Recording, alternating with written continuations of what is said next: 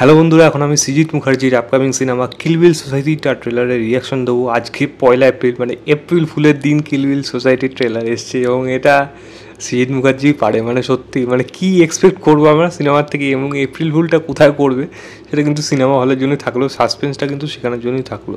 ছোট্ট করে যদি ট্রেলার থেকে যা বোঝা যাচ্ছে, কৌশানী তার সাথে তার বয়ফ্রেন্ড অনিন্দ্য, তাদের একটা ভিডিও ভাইরাল হয়ে যাচ্ছে, যেটা তাদের খুবই ইন্টিমেট ভিডিও, এবং সেটা বিভিন্ন জায়গায় ছড়িয়ে যাওয়াতে তাদের পরিবার সঙ্গে কৌশানী ক্যারেক্টারটার উপর অনেক কিছু অ্যালিগেশন আসছে। সমাজে সে মুখ দেখাতে পারছে না, নিজেকে সে শেষ করতে চাইছে কী করে, কন্ট্রাক্ট কিলিং দিয়ে।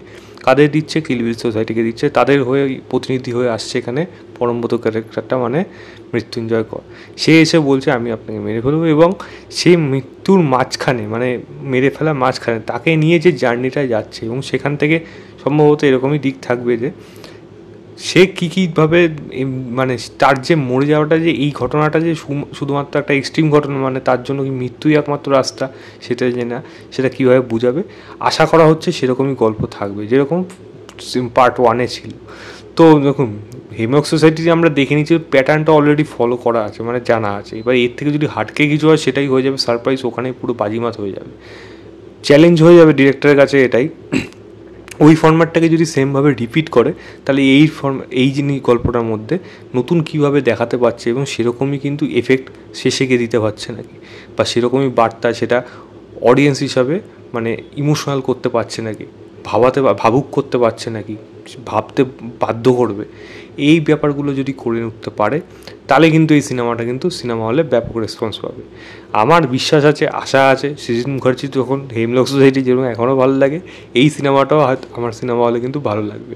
এবং যদি পার্টিকুলার কৌশানী এবং পরমব্রতর কথা বলি, তাদের পারফরমেন্স কিন্তু ভালো লাগছে, এবং পরমব্রতর এই মানে হালকা হিউমারগুলো কিন্তু বেশ ভালো লাগে, এবং এই রোলটা কিন্তু সে বেশ ভালোভাবে প্লে করে।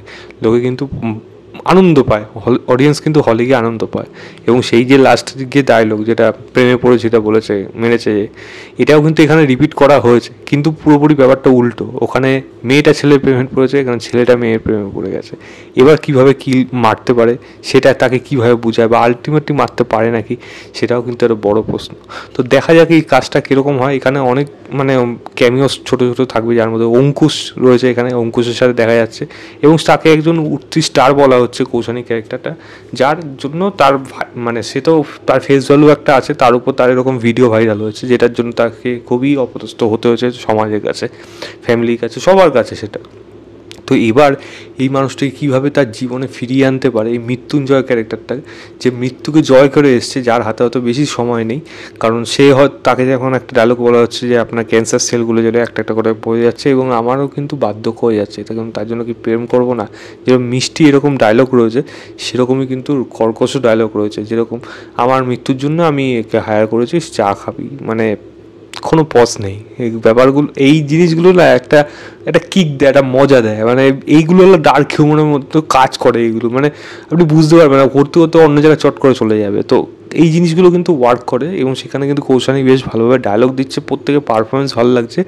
আমার বিশ্বাস এই কাজটা কিন্তু সিনেমার শেষে গিয়ে কিন্তু একটা সারপ্রাইজ থাকবে, যেটা থেকে কিন্তু সবাই অবাক হয়ে যাবে।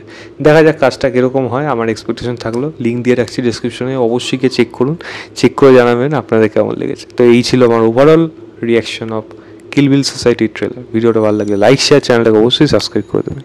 বাই।